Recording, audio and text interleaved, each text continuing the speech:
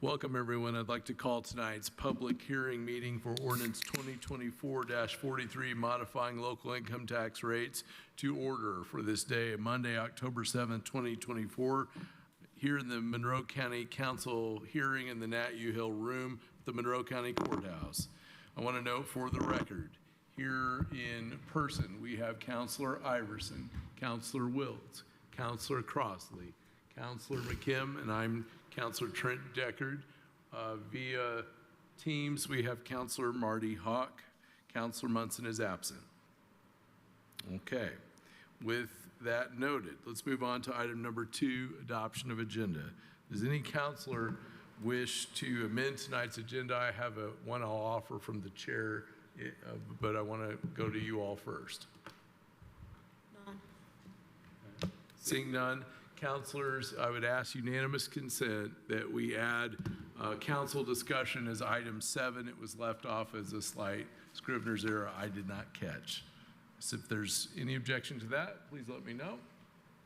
All right, no objection, so ordered, and the agenda is before us. We will do a roll call vote on adoption of this agenda.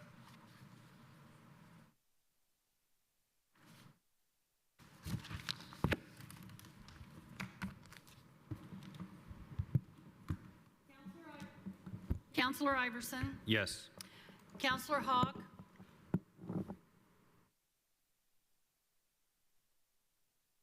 Yes, but she's muted.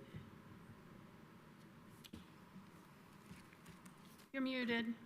TSD, if you can unmute or assist Councilor Hawk. I'll come back. Councilor McKim? Yes. Councilor Munson, Munson is absent. Councilor Wiltz? Yes. Councilor Crossley? Yes. Councilor Deckard? Yes. Councilor Hawk, are you able to vote?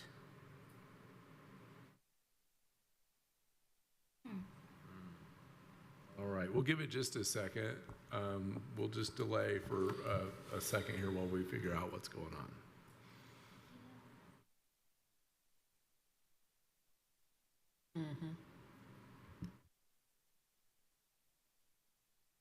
And TSD, you may look in your list, you probably know this better than I do, so don't throw a shoe down at me, but if you have the ability to unmute Councilor Hawk or promoter or whatever term you might wish to use.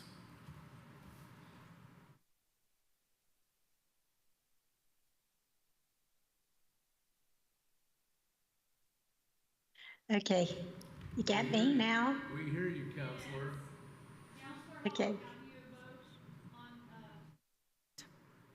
No, I can't hear you, but if you call my name, I say yes. Okay, thank you.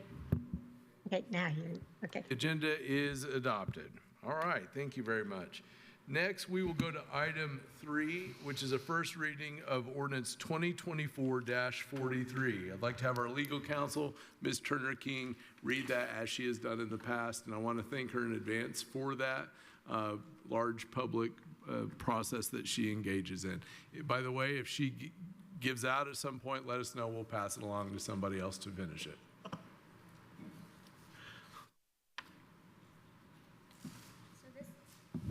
Hello? Okay. This is ordinance 2024-43 entitled An Ordinance Modifying Local Income Tax Rates, Monroe County. Whereas on July 30th, 2007, the Monroe County Council, pursuant to the authority of Indiana Code 6-3.5-6-33, now recodified under Indiana Code 6-3.6-7-16, adopted ordinance 2007-27, an ordinance for the operation and maintenance of facilities necessary to provide juvenile services, originally referred to as the juvenile COIT, and hereafter referred to the juvenile service lit special tax rate, which established a tax rate of 0.04% of 1% to fund the operation and maintenance of the Binkley House facility. And whereas, since the adoption of the juvenile services lit special tax rate, the rate has been adjusted by the Monroe County Council on 3 separate occasions, with the most recent being on August 29th of 2003 by ordinance 2023-28, when the juvenile special service lit special tax rate was decreased to 85 thousandths of 1% on the adjusted gross income of local taxpayers. And whereas the Monroe County Council recognizes that the Monroe County judges have had a long history of working closely with families and juveniles to solve problems in a proactive manner, viewing juvenile detention as a last resort, and the Youth Shelter Bureau has established a track record of providing exemplary juvenile care, protection, and guidance to juveniles when deemed necessary. And whereas the Monroe County Council finds that decreasing the juvenile service lit special tax rate by 55 thousandths of 1%, making the newly authorized juvenile service lit special tax rate 3/100ths of 1% on the adjusted gross income of local taxpayers, will continue to provide adequate and sufficient funding for the operation and maintenance of facilities necessary to provide juvenile services in Monroe County, and allow for the continuation of the exemplary care historically provided. And whereas on August 29, 2003, pursuant to Indiana Code 6-3.6-6-2.7, the Monroe County Council determined it necessary and appropriate in response to the ongoing increasing operations expenses of running the correctional center, hereafter the jail, to adopt a correctional tax in the amount of 1/100th of 1% on the adjusted gross income of local taxpayers in order to transparently reflect the cost of the operation of the county's correctional facility and to take pressure off of the limited county general revenue. And whereas the Monroe County Council further recognizes that since 2009, the Monroe County has been party to a private settlement agreement which addresses the population pressures of the Monroe County Jail, and that a new correctional facility is necessary to remedy the identified concerns for the private settlement agreement and concerns documented in jail inspection reports dating back to 2009. And whereas the Monroe County Council finds that the current correctional tax of 1/100th of 1% on the adjusted gross income of local taxpayers will not provide sufficient revenues for jail operations and for use as a revenue for a bond to allow for the construction of a new jail facility. And whereas the Monroe County Council determines it necessary and appropriate to adjust the correctional tax from the previously established amount of 1/100th of 1% to 17/100ths of 1%, or to a new rate of 17/100ths of 1% on the adjusted gross income of local taxpayers in order to meet Monroe County's fiscal needs of operating the jail and providing revenue for a new jail facility. Now therefore be it ordained by the Monroe County Council of Monroe County that a need now exists to modify the local income tax rates imposed in the following way. 1, the Monroe County Council finds and determines that the need for juvenile services have been sufficiently funded within the county and that the already existing exemplary services can continue operating with a decrease in the juvenile services lit special tax. Additionally, the Monroe County Council finds and determines that there has been an increase in the operational needs for correctional facilities and rehabilitation facilities within Monroe County and the need for a new jail facility. To accommodate this, the Monroe County Council will propose a decrease of the juvenile services lit special tax authorized by Indiana Code 6-3.6-7-16 from the current rate of 85 thousandths of 1% to a rate of 3/100th% of 1%. Simultaneously, the Monroe County Council will propose an increase of the correctional tax rate authorized by Indiana Code 6-3.6-6-2.7 from the current rate of 1/100th of 1% to 17/100ths of a percent. The overall tax rate, including the proposed changes, will increase to a rate of 2.14%. For the avoidance of doubt, no change is intended or authorized by this ordinance to 1, the tax rate under Indiana Code 6-3.6-6-10, certified shares, which is currently 9,482 10,000%. 2, the public safety tax rate, currently 2,500%. 3, the economic development tax rate, or EDIT, which is currently 6,900%. Or 4, the property tax rate under Indiana Code 6-3.6-5, property tax relief rate, which is currently 518 10,000ths of a percent. As a result of the actions in this ordinance, the local income tax will be allocated as following beginning on January 1st of 2025. And at this point in the ordinance, there's a chart which is currently being displayed on the monitors in Nat Hill. So I will, in reading below the chart, the Monroe County Council further finds the revenue generated by the correctional taxes necessary to pay for correctional facilities and rehabilitation facilities in the county. The local income tax rate proposed above will remain in effect until they expire pursuant to the enabling statute of the Indiana Code or until the Monroe County Council chooses to modify them. Be it further ordained that a public hearing will be held on the proposed local income tax rate modifications on October 7th, 2024 at 5 p.m. Proper notice of the public hearing was published pursuant to Indiana Code 5-3-1. Then thereafter, it will have a duly adopted and then signatures by the council. That is it. Thank you very much, Ms. Turner King, for reading that back and fulfilling our public obligation to that. We will now move to item 4 on the agenda. And council, I open the public hearing portion of this meeting regarding ordinance 2024-4, pardon me, I believe I've got a typo here, 43, modifying the local income tax rate. And I want to note that is the ordinance that was just read by Ms. Turner King. Before we ask the public to step forward to offer their input, I want to just offer some guidelines for tonight's public hearing. This will be similar to previous, so no shock there. Those wishing to make public comment will be given a time limit of 3 minutes. We will alternate between those present here in the Nat U Hill room and those wishing to make a comment virtually on Teams. Those present in the Nat U Hill meeting room will be asked to come up to this table here and sign in. Those attending virtually are asked to use the raise hand feature on your computer, and we will monitor that and get those comments. All participants are asked to state their legal name for the record prior to commenting. And following the last public comment, I will then officially close this public hearing and then move to council discussions for that portion of the meeting. Are there any questions from council members on any of that?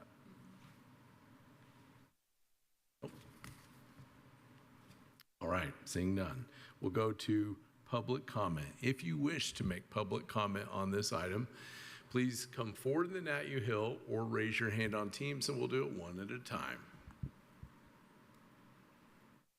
All right, come on up.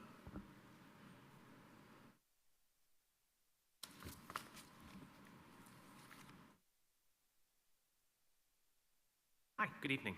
My name is Seth Muchler. I'm a resident of Monroe County. I want to start, I meant to say this last time I was in here, I have a overlapping commitment if this meeting runs long, so if I leave, it is of no disrespect. But yeah, we've been talking about this topic for many years at this point now, but also in the last meeting, so I just want to say that all of my previous comments stand. I still hope that you will vote no for this raise in local income tax. But something I had a conversation with somebody that I sort of want to share the concepts behind. I attended a meeting just the other day. It was sort of, not a meeting, a talk about sort of the history of incarceration, and specifically the history of incarceration as it relates to mental health. And they were sort of tracking, they were interested in sort of back to about 200 years ago when we sort of went from this idea of, putting people with mental health concerns in the dungeon to bring them into the enlightened age of mental health treatment where we, treat them as humans with dignity, and sort of the era that we're sort of in today in a lot of ways. And in the post-talk conversation, that expanded to, the concept of our jail and what's going to happen here, and how many of the things have been talked about. This will be a jail in which we'll provide mental health treatment and substance use treatment. And somebody in the room said, well, if somebody's going to be in there, don't we want to help them? Isn't it better than just letting them languish like in the dungeons in the old way? And it sort of got me thinking. And what I sort of said, and we talked after the event, and I sort of said, I appreciate that concern for our fellow humans, our fellow community members.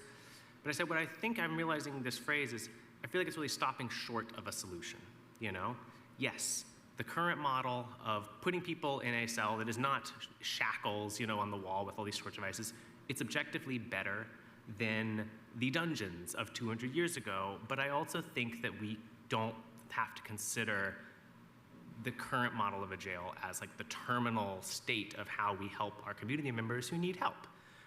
And so I just sort of want, and we could of course talk about this for a long time, but I want to encourage each of you and ask each of you to, as you think about, especially now that we sort of have come together to realize there's a great amount of funding that is sort of available or could become available to help our community members, to continue to think about whether or not we're stopping short of the solution that we want, just in order to have a solution. And I think, I worry that, I know we want to move forward and we want to take action, but my fear is that we want to sort of, fix the problem, in air quotes. My fear is in 15 years from now, we'll say, ooh, we didn't really fix the problem like we thought we did.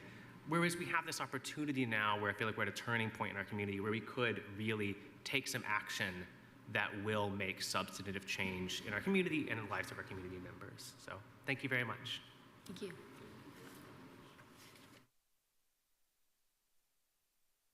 Teams, and I don't see a hand yet on Teams. Go back to the room if you'd like to come forward.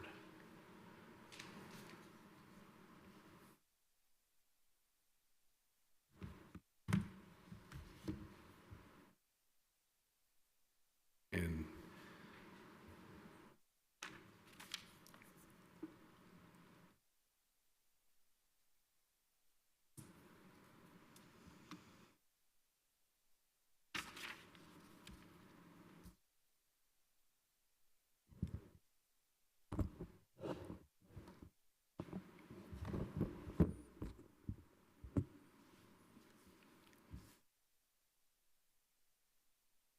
Thank you, Councilor Kim. I appreciate that. I also would appreciate if you might help me out with the math on this 1,700% increase in the correctional LIT from 0.01 to 0.17. Excuse me, I need you to state your name. Oh, for the I'm record. sorry. My name is Joe Davis. I am a county resident, 30 years. And I'm opposed to the increase in the LIT at the present time because I feel like we have time to pump the brakes on the building or the siding of the new jail, figuring out the correct bed count, and also too coming up with possibilities to reduce recidivism by heading off at the pass a lot of the issues that are filling up our jails. For one, it has to do a lot with the probation violations and that end up bringing some of our incarcerated people back into the jail. We have bonding issues that are keeping the jails overfilled, and certainly we have a duty of care to improve the current situation. I had a ride-along with Deputy Supervisor Kyle Molden on Thursday, and we spent the first hour and a half of a 2-hour appointment just walking around the interior of the space that the Sheriff's Department occupies. This is not the jail, it's just the Sheriff's Department. And the configuration of the rooms and the spaces makes absolutely no sense whatsoever. Nobody has done any kind of baseline study of where we're going to start from and try to improve things. DLZ has not done any studies. We really need our own local people to start looking into this and helping to figure out what the right process is. As I've mentioned before, the Federal Reserve just lowered the tax rate, the federal tax rate by 0.5%, and they said that they were going to lower that federal rate by 2 whole percentage points by the end of 2025. If we simply hold off and in the issuing of a bond and wait until later in 2025, we still have plenty of time to build the jail by 2029 as Sheriff Marte wishes, especially since we have already shovel-ready property right in the heart of downtown, which is available and is of a higher use than what it is currently proposed to be used for. Thank you very much. Go back to public comment. Public comment on Teams. I'm looking for any hand. I see none. Go back to public comment in the Nat U Hill, and I believe I've received the public comment from this room. Chair's not infallible, so if I am wrong on that, now is your time, members of the public who have not spoken, to come forward in the Nat U Hill room. I'll return to Teams. If you have a comment from the public, now is your time. Looking to Teams, I see none. I'll return to the Nat U Hill room one last time. And I see none. Teams, one last time. Raise your hand if you have a comment. Seeing none. The public comment is now to a conclusion. All right.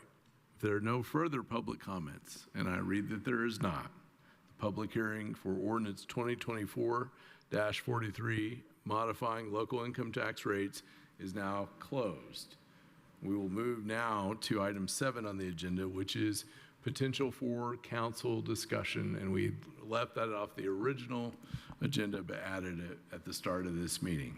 And so I'll open this to comments from councilors that wish to make any at this time.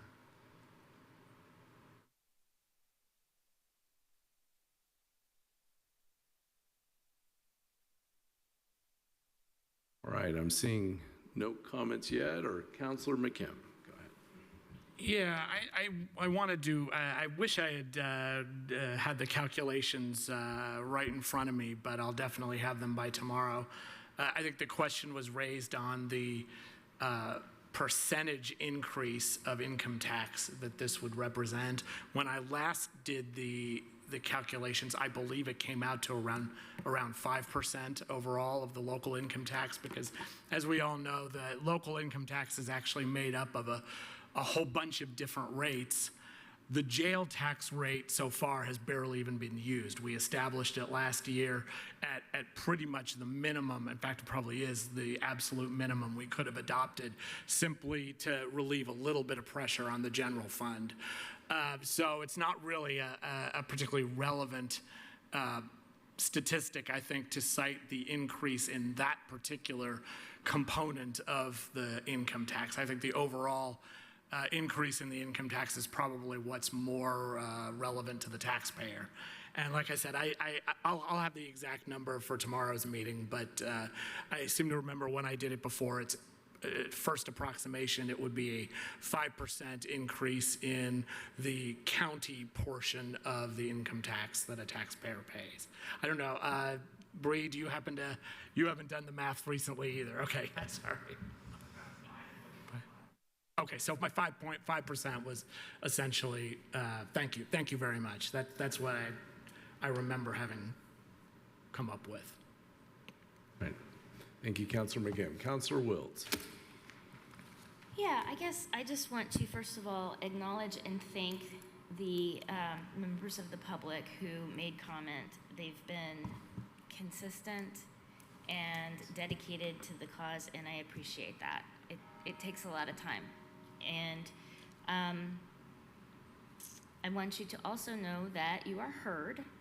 And in particular, Mr. Muchler's comment gives me a lot to think about, because it really,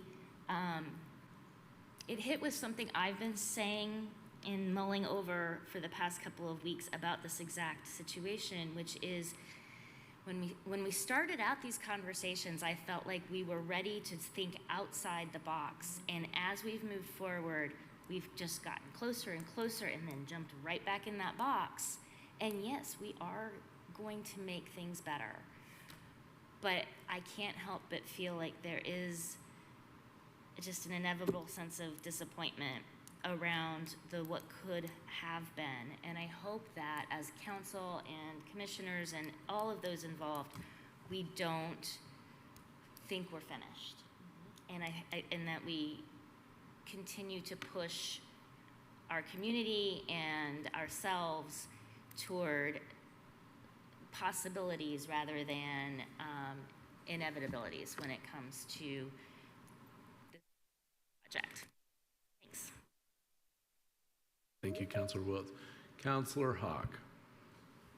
Yes, I just wanted to comment having to do with the special purpose tax. One of the things that I think is important for us to remember is that we did that especially this year because we saw that their balance was growing greater than what they needed, and that's not appropriate and not fair to our taxpayer. And so we know we can't leave it as low as we put it. We'll probably over time have to adjust it again, but that's a part of making sure that the tax rates that bring in, remember, a rate times a whole lot higher amount of income in the county will bring in perhaps more money than what you had said you needed in the budget. So that's something I think we need to keep an eye on. Thank you, Councilor Hawk. Councilor Iverson. Thank you, President Deckard. I wanted to make a couple of clarifying remarks of my own. Number one, I agree that whatever building we build using the revenue here will not be a dungeon, and I also agree it will not be a terminal facility. I think none of us is Pollyannish up here to believe that we are going to solve everything that's wrong with our justice system today. I do want to say that in the ordinance that was read out, the resolution, ordinance, the ordinance that was read aloud, it does have room, and I'll read here again what Ms. Molly Turner King had already read. The Monroe County Council further finds the revenue generated by correctional taxes is necessary to pay for both correctional facilities and rehabilitation facilities in the county. I find this heartening, particularly as we are looking to the state for their work on rehabilitation facilities, and that certainly is something we're going to be paying attention to in this biennial budget year up at the state. We certainly know that we can control some things down here, but the resources may not be sufficient for us to control all things. And the last thing that I'll mention is that we are not going to be taking action on this item simply because the sheriff or any other elected official wants us to do this. We are taking action because we are under a lawsuit that is mandating that we either take action or folks will come in and take action for us. And I firmly believe that if you look at other communities around the state, that if we want to avoid building a dungeon, that we'd better do it ourselves rather than wait for someone else to do it for us. Thank you. Any other comments from councilors? Yes, Councilor McKim. Oh, wait, if anybody else has any first. So this is something that I know Councilor Wiltz has brought this up a couple of times. The concern that we just essentially pass this tax rate, do an appropriation, and there's a huge pot of money, and then we lose any say over the over how it's used. I'm wondering, I think that's a legitimate concern. I'm just wondering if any of my colleagues have any thoughts about how we can make sure that we continually have a seat at the table as these discussions move forward as to what is actually being built. Councilor Crossley.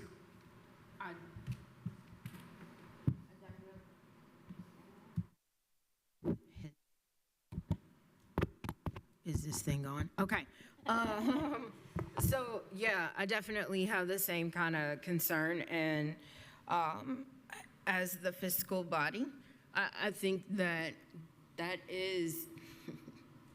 that's a part of our job and a part of our lane that we can stay in as well. But I would like to say, I think whenever those decisions are made and those discussions are happening, I think somebody here should bring a chair to that table so that we can have those conversations, so that we're just not throwing money to a project and not having a say and thinking that our job is done, because it's not, it's just beginning.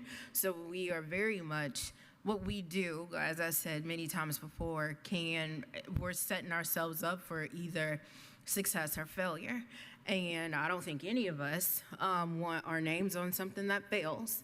So I would recommend and strongly urge those that are listening, even those that are here, whatever table that you are at, to like scoot over and allow some of us or one of us to be a part of that conversation, because we definitely should be a part of that as well. I don't want us to be looked at as the redheaded stepchild of the county when it comes to this type of project. Councilor Iverson. Thank you, Mr. President. In answer to Mr. McKim's question, I think we should look at this as not a zero-sum opportunity, whether if we miss the boat here, we're going to miss the boat into perpetuity.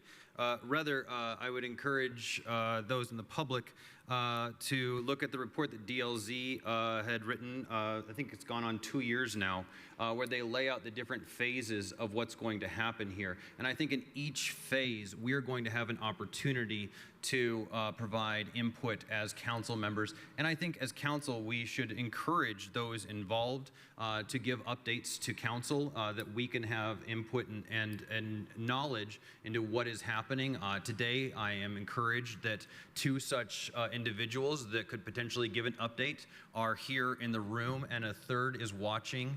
I think there's a lot of expertise and brain trust that's here, and I firmly believe that we're building the relationships that as we go through those stages, that we will have the input that we need. Got Councilor Hawk next. Yes, one of my big concerns, and perhaps there's a list someplace and I've missed it, that's possible, but I haven't seen yet exactly which portions of county government will be moving to whatever site we end up with, and what other items do we plan to add onto that ground, whether there'll be separate buildings for whatever it is that is planned. And I think we need an idea of the total project, and maybe that will change over time, but surely we have some idea of what it is now if we plan to put money on the table and say, go forth. And I know that it's not just this tax that you're looking at, that it's also going to be a portion of the edit tax. And maybe one might say we don't need to talk about that until we get ready to, spend the other tax. But I think there should be an overall plan, how we plan to move forward at this time, what buildings will be left vacant, what we plan to do with those buildings. Anybody have a plan for that? And do we plan to just implode the present Justice Building? If we plan to do that, that's several $1 million, additional dollars that we'll have to have for that, I would think. So there's a lot that we should know, I think, when people expect us to go to the public and ask for more money, and they say, well, what do we get? And we go, well, we'll let you know when we find out. So I continue to have questions, but like I said, maybe you all know what the answer is. I've not seen that, but if there is such a document, could you please send it to me? Councilor Iverson. In addition to the phases that I just talked about, I'm reminded of the training that Councilmember Munson and I went to, the pony training, where the folks there were so emphasizing the fact that council has the role not only to ensure there's funding for the project, but also that staffing levels are adequate, and the warning that if we build something that needs additional staffing, we're really going to have to be on it to make sure. So I think the role of the Personnel Administration Committee is going to grow in this regard, as well as whatever is kicked back here to council in terms of the way that staffing is going to need to be monitored. Thank you. I skipped Councilor McKim and didn't mean to. Oh, that's okay, I guess, and this is in response to some of Councilor Iverson's comments earlier, in that indeed we certainly can and expect updates at formal council meetings. But I think a lot of the just kind of day-to-day work on this project is going to happen at the staff level with the consultants, maybe in the commissioner's office, maybe not. I don't know, but I guess I would like, I would like the council to have a seat at the table. It's probably just going to be one council. We can't necessarily have a cast of thousands. If it's Kate, that's or Jen, that's fantastic. Or Peter, anybody, that's fantastic. But I do think we should expect to have at least somebody from this body at the table when even the kind of lower level discussions are happening.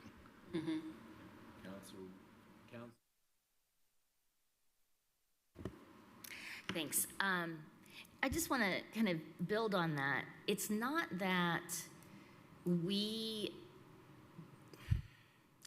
it's not a self-importance thing, but it is very difficult to be presented with an up or down vote on things. And that's where we're headed with a lot of this. Here's the property, up or down. And my only sources of information to make that decision, I attended the public meeting this weekend. I've attended other public meetings. We've had some other, executive sessions. So I do have more information than perhaps someone just watching the meeting, in the public. But it's just, it's not that I'm offended. It's not that I feel like, my lane needs to go over here and swerve into yours kind of thing. I just feel like we can be so much better team players and support each other trying to do the best project possible if there's a little bit more involvement. And the last time I brought this up in a meeting, the next day we were all invited to go to a day-long, facilitated interview of all the different departments. I do not want that. I do not need to be in the weeds. I do not need to be weighing in on whether or not 4 desks are ordered for the prosecutor and the equal number for the defendant, any of it. But knowing that those conversations are happening and knowing, just like Councilor Hawk said, we know we're given information about a square footage increase, but we don't have any information about what goes into that square footage for the Justice Campus part of that. I assume that there are folks who are working on that, and I don't know that you have it all figured out yet either, but I just want to encourage staff and our consultants to, include us a little bit in this, because we can give you, whoever is a representative of council can also bring the council perspective. Okay, you need that money for that. We have to figure out where to get it, and do we feel comfortable with the tax rate that we are imposing covering that? Or could, they're just conversations to be had. I will stop with that. I hope that we can work toward that. Other comments? Yes, Councilor Crossley. I was just going to say to Councilor Hawk's point in terms of what's the list or what's on that. I don't think there is one, because I don't think none of us have seen it. So it's not a gotcha moment where, some of us are privy to a conversation and one council member or certain council members are not. So we definitely are not. But again, to drive it back to Councilor McKim's point, that's why we need to have one of us to be a part of that committee, because that person could serve as a liaison and would be able to report back to the full council during a session, more like how we, erected JFAC, and we reported back to the council, so that if council members had questions about certain things that are happening in JFAC and you can't watch the meetings and whatnot, you are now privy to those conversations, because at the end of the day, we all have constituents that we have to answer to. So I think that it would be important for us to have a liaison to these types of discussions. And that particular person could come back to the full council and report back on certain things that we would be able to know and to understand. And the other point that I will make, and then I'll stop talking after that, is yes, we would like to be invited to things, but I know personally it would be helpful if we can have a heads up for those things as well. Just telling us, you know, on a Wednesday that this is happening and we have no idea, you know, those types of things are happening. It would be really nice. You know, I just find that we keep begging and pleading on certain things, and then we're just supposed to deal with it. And I'm kind of tired of just dealing with it. We are just as important, and our roles are just as important as the transition team, DOZ, and everybody else. And I just think it would be nice and respected enough if we can be a part of those conversations and included in those, and not just a thought after. I'm going to jump in here. As chair, I know there's more eyes on this meeting than a Walmart sale right now. And so I'll throw this out to the other electeds that are watching this, or their staffs, or anyone responsible in the following offices: sheriff, commissioners, county legal. Who am I missing here? Courts. I think that probably is the bulk there. So if you work in that office, pass this along to somebody else. The council, before they make a decision on this, want to make sure that we're at that table so that we can do the oversight. I was at a forum the other day and somebody said that council, you're all about oversight. I'm not so sure about the word oversight when you're going after getting COLAs and getting things done, but if that's pleases folks, I think being at that table is the word. So if you're watching this and representing of those departments, go back to your folks and let us know by 4:30 p.m. tomorrow, if that sounds like a plan, and I think we'll be fine. I think that's a small thing to accommodate to get a big thing done. And I do appreciate counselors' comments about being in the loop, knowing things. I am very fallible about passing along messages that I sometimes pick up. Sometimes that's in the form of more gossip than firm. We've got to do a better job about being more firm with our news and information, and that is on my end as well. But I think that keeping people at that table so there's less surprise and more design is a solid thing. This is an easy thing to do. I think we can just sign off on that and we'll be good. Other discussions or questions? Yes. Councilor Hawk, yes.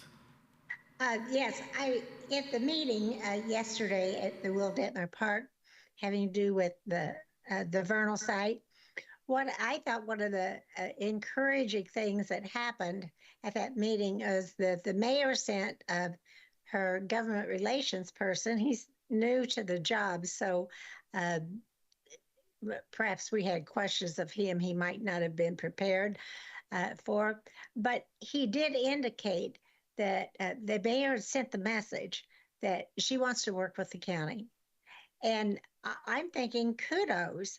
I mean, I almost had goosebumps hearing that, because it's time that we work together, because it is something that the city should have a keen interest in what it is we're doing. And if they want to put in a lot of suggestions that cost money, I hope they plan to put in the money that goes with it. But certainly having to do the site location, I had inquired if the mayor and the city is willing to work with the county. I hope that would indicate that they would be receptive to allowing us to go back to where we started out, how long ago, with everybody on the council agreed and signed off on, all three of the county commissioners, and we did our homework, and we did the offer to purchase, and we were ready to go, and the city said no. And that was part of what was mentioned at the meeting yesterday at Will Detmer. But oh, the very important part of that was left out, that they said no. And that was well over, back before we had a new mayor, before we have the new council. And it appears to me there's not been any effort to go back to the mayor or to the present city council to say, how can we work together? And to say it would take a year to get an answer on zoning. Well, every place we go, we've got to do a zoning change. So that makes no sense at all. So I'm hoping that we can work together. And I am just grateful that the mayor, it appears, wants to be at least a willing helping hand in this. Thank you, Councilor Hawk. All right. Well, councilors, I just want to note something. We will take this item up unless folks have another idea. But at least from the chair's view, I would like to take this up tomorrow night and dispense of the item that has been before us for a long time now. If there is no other comments on that or anything else, I will bring us to a closure. Councilor McKim. So just to be clear, we could vote on this as soon as tomorrow. We could, at tomorrow's meeting. We could technically, Ms. Turner, can you tell us what we can and cannot do? I'm not going to hazard. You could vote on it tonight. If you vote on it tonight, it has to be unanimous. And anyone who is participating virtually would not be able to vote. Yep. Or you could vote on it any day after tonight, and it would not have to be unanimous at that point, but it would be a majority because it would be a vote on not the same day that the ordinance is introduced. So seeing that with a member remote and a member absent, at least for now, I think that we should not move forward this evening. Plus, there's the questions that we've asked and that 4:30 deadline I've offered to our colleagues. I concur. Agree with that? I don't see anybody fighting me yet, so all right. Counselors, I appreciate very much all your comments and all that. To the public, we appreciate your comments as well. We appreciate continued dialogue and know that that is an important part of this. Okay, so there being no further business before the body this evening, we will be in adjournment.